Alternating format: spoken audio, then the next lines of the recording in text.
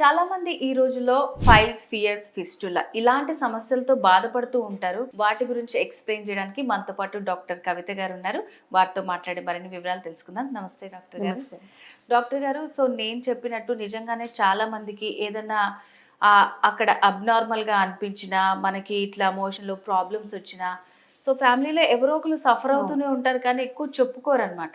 So అసలు ఇలాంటి problems అనేవి ఎందుకు వస్తూ ఉంటాయంటారు? రీజన్స్ ఏంటి? సో ఫైల్స్, ఫిస్టులా చాలా కామన్గా అవుతున్నాయి. కొంతమంది భయపడి చెప్పరు, కొంతమంది నెగ్లిజెన్స్ వల్ల చెప్పకుండా చూయించుకొని కేసెస్ కూడా ఉంటూ ఉంటాయి. అవును. సో ఫైల్స్, ఫిస్టులా అనేది మనకు గ్యాస్ట్రిక్ ఇష్యూస్ వల్ల వస్తాయి, జీర్ణకోశ సమస్యలు ఉండడం వల్ల వస్తూ ఉంటాయి. సో ఎక్కువ కారణం ఏంటంటే irregular timings of food, irregular sleeping pattern and spicy masala ఎక్కువ తీసుకోవడం, జంక్ ఫుడ్ తీసుకోవడం ఇది ఎక్కువగా మనకు రీజన్స్ అవుతూ ఉంటాయి. దానికి తోడు వాటర్ ఇంటేక్ తక్కువ తీసుకోవడం, sedentary activity, these are the 5 to 6 common factors to everyone. So దీనికి తోడు అదర్ కొన్ని మెటబాలిక్ డిజార్డర్, థైరాయిడ్, డయాబెటీస్ లాంటి ఉండడం వల్ల కూడా ఈ ప్రాబ్లమ్స్ వచ్చే ఛాన్సెస్ మనం ఎక్కువ గమనిస్తుంటాం. సో ఇనిషియల్లీ స్టార్ట్స్ విత్ మన బ్లోటింగ్, అబ్డామిన్, గ్యాస్ట్రిక్ డిస్టెన్షన్ రావడం అనేది స్టార్ట్ అవుతుంది. ఇండైజెషన్, తేన్పులు రావడం ఇనిషియల్ స్టేజ్. అప్పుడు కూడా నెగ్లెక్ట్ చేస్తే it may leads to constipation మనకు మలబద్ధకం per day compulsory every one need to attend the motion. So వీళ్ళకి ఆ విధంగా 2 days once, 3 days once రావడం అనేది గమనిస్తుంటాం. సో రావడం వల్ల ఏమో హార్డ్ స్టూల్స్ రావడం అనేది ఎక్కువగా మనం గమనిస్తుంటాం. సో దీనివల్ల they will pressure. So pressure అవ్వడం వల్ల ఏమవుతుంది, 3 reasons వచ్చే ఛాన్సెస్ ఉంటాయి. కొంతమందికి పైల్స్, కొంతమందికి ఫిషర్, కొంతమందికి ఫిస్టులా. మనకు సడన్గా గషింగ్ ఆఫ్ ద బ్లడ్ వస్తుంది మోషన్ లాగానే, పెయిన్లెస్ కండిషన్ ఉంటుంది. సో వాళ్ళకి ఎందుకు వచ్చిందో అపోగ భయపడుతుంటారు. అప్పుడు కూడా నెగ్లెక్ట్ చేయడం వల్ల కూడా భయంతో కానీ చెప్పకుంటే it may leads to second stage మనకు పైల్ అనేది నథింగ్ బట్ వీన్స్ అనేది స్వెల్లింగ్ అయిపోయి మోషన్తో పాటు బయటకు రావడం, మళ్ళీ లోపలికి వెళ్ళే ఛాన్సెస్ ఉంటాయి. అప్పుడు నర్వ్ ఇన్వాల్వ్మెంట్ అవుతుంది కాబట్టి ఆఫ్ పెయిన్ ఉండే అవకాశాలు ఎక్కువగా ఉంటాయి, of bleeding. So these are the stages wise. చాలామంది ఫస్ట్ స్టేజ్కి రారు. ఫస్ట్ స్టేజ్ అయితే 100% విత్ ఇన్ డేస్లోనే కంప్లీట్ క్లియర్ అయ్యే ఛాన్సెస్ ఉంటాయి. సెకండ్ స్టేజ్ అయినా కూడా కంప్లీట్ క్లియర్ అయ్యే ఛాన్సెస్ ఉంటాయి.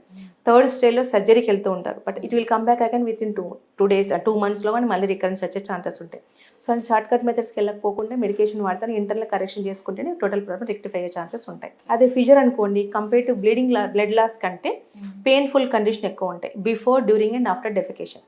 So third fistula, perianal abscess, చీమగడ్డలాగా ఏర్పడుతుంది. ఫస్ట్ డిశ్చార్జ్ ఎక్కువగా ఉంటాయి.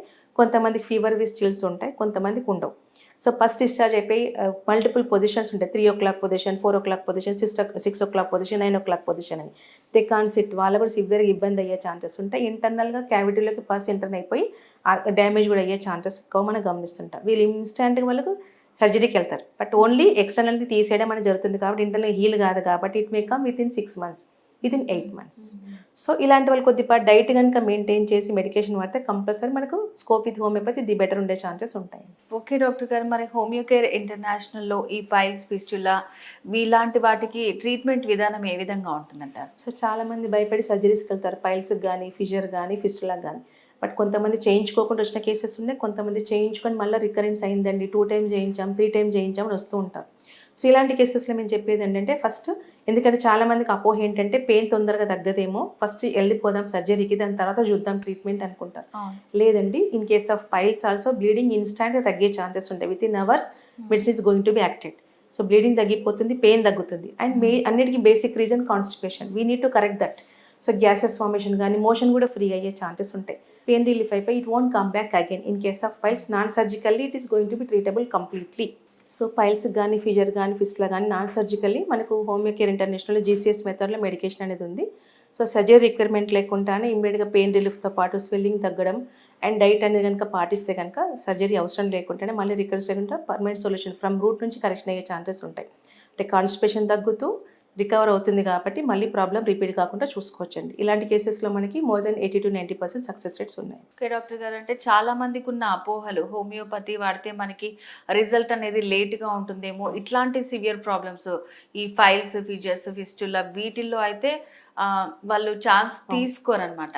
సో అట్లాంటి వాళ్ళకున్న డౌట్లన్నీ కూడా చాలా బాగా క్లారిఫై చేశారండి. Thank you so much.